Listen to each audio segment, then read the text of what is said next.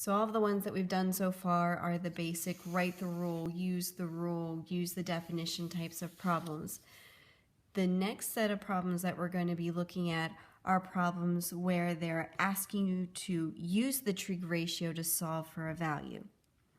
And notice the difference between the ones up here where they ask you to just write the rule and that's all you had to do, and the ones where they want you to solve. If you look right here, there's not an angle measure and they give you both sides. If you look here, there is an angle measure and they tell you two sides to work with, but they don't give you the value of one. That's how you know that this one is going to be the one that you're solving for. So it says use the cosine ratio. So automatically from that definition we wrote earlier, you should be thinking the cosine of an angle is going to be equal to the adjacent over the hypotenuse. So in this case, looking at this problem, here's the right angle, which makes this side be the hypotenuse. Here's the reference angle. This side would be opposite, and this side would be adjacent. So cosine, and this one they gave us an angle measure, is 40 degrees, is going to be equal to the adjacent is x over the hypotenuse is 2. So we need to solve for x to get it all by itself on one side. So we multiply both sides by the denominator. So we're doing 2 times the cosine of 40 degrees is going to give us our side value of x. So 2 times the cosine of 40 degrees, x is going to be approximately, and I'm making the little squiggle equals, that way it tells somebody that's approximately, and it's the nearest hundredth. So if I round it, it's going to be 1.53, and then if we use the units from the problem, our units are feet. So x is going to be approximately 1.53 feet. Looking at the next problem, again, using that cosine ratio. So the cosine of an angle is going to be equal to the adjacent over the hypotenuse. And this is one of those things that you're going to have to memorize. And so if you write it every single time you do one of these problems, it'll help you remember it better. Cosine of 25 degrees from this problem, reference angle is 25. Now I need to identify the sides. Here's the 90-degree angle, so this is going to be the hypotenuse. That's the reference angle, which makes this the opposite. And then the square root of 11 is going to be the adjacent. So our adjacent is going to be square root of 11 over x. So we're solving.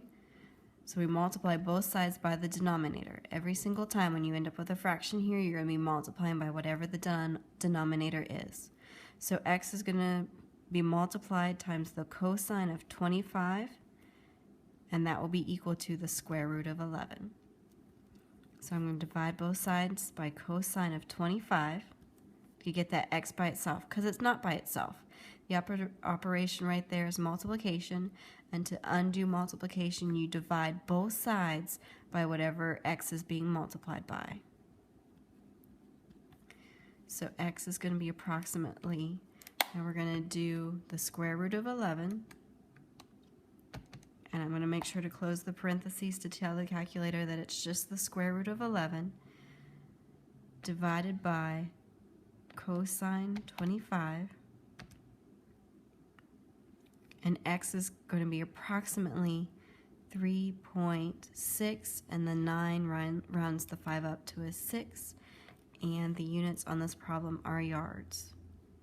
And again, when you're working through the notes with me, make sure you're trying these out on the calculator and putting them in the calculator that you're going to use on the quizzes and tests and things, to make sure that you are typing in correctly and you know how your calculator works. Alrighty, looking at the next example. The next example wants us to calculate the measure of angle x for each triangle. So as soon as it says calculate the measure of an angle, you should be thinking, I'm going to use an inverse function. So in this case, when we're looking at, they want us to do measure of angle x, so that makes this one be our reference angle right here. Here's our 90-degree angle, that makes this be the hypotenuse. reference angle. This one's going to be the opposite, which would make this one be the adjacent. And this is some of why it's really important to take the time to identify, because this one says we're using the inverse cosine of adjacent over hypotenuse to give us our angle x in this problem. And if you just plugged the numbers in, you would have gotten the wrong answer. So that's why it's good to be really careful. Make sure you identify your sides and look at what you're working with. So we need this side in order to be able to use cosine. So in order to do that, we have to use Pythagorean theorem. A squared plus b squared is equal to c squared. So here's the hypotenuse, so that means that the 8 is going to go in for c. And then I'll use 3 for a. So 3 squared is 9 plus b squared is going to be equal to 64. Subtract 9 from both sides. And then b squared is going to be equal to 64 minus 9, 55. So b squared is going to be equal to the square root of 55.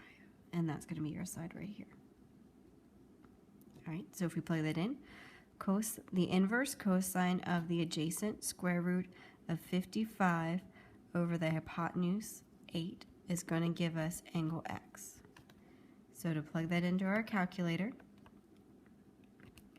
inverse cosine of the square root of 55, and I'm going to make sure to close my parentheses, that way the only thing that gets square rooted there is the 55 divided by 8, close the parenthesis, and then angle x is going to be approximately 22.02 degrees.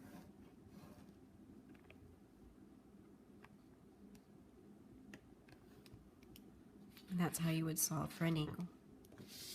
They could also give you word problems where you solve for certain values in the word problems. This one says the path of a model rocket is shown below, so it's starting there and it's going to end up there. How far east did the rocket travel? So they're wanting to know how far east, and that's going to be that way. Round your answer to the nearest hundredth. So here's the reference angle. That makes this be the opposite and this be the adjacent. And then there's 90 degrees there. So here's our hypotenuse. So we've got adjacent and hypotenuse, and the trig function that uses adjacent and hypotenuse is the cosine of an angle. And I'm going to write the definition is adjacent over hypotenuse. So the cosine of an angle, in this case is going to be 21 degrees, is going to be equal to the adjacent. That's the side that we don't know, so we'll name it x over the hypotenuse is 4,230. So we're wanting to solve. So to start solving, we've got to multiply both sides by the denominator. So 4,230 times the cosine of 21 will give us x. And if we put that in the calculator, x is going to be approximately 3,949 5/100 of a foot.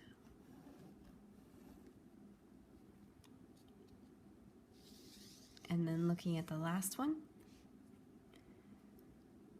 So you park your boat at the end of a 20-foot dock. So there's your dock.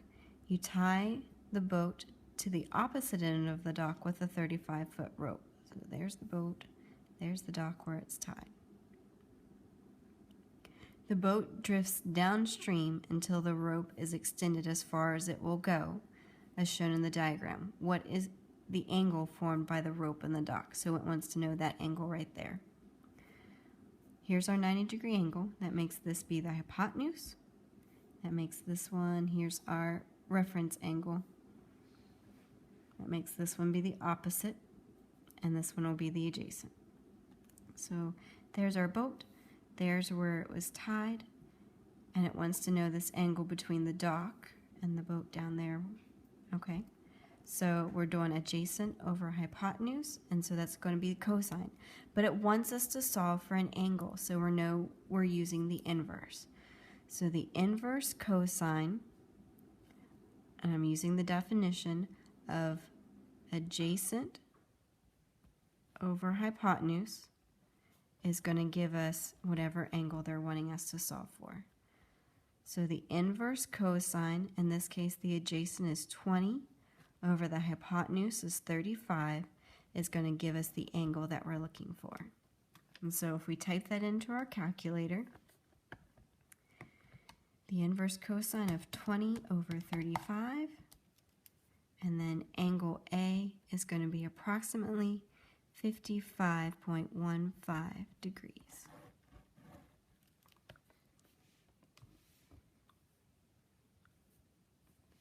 So there's your several different angles for using the cosine trig function along with its sister function, the secant, and the inverse cosine. If you have any questions, be sure to write them down on your paper and ask them whenever you get to class.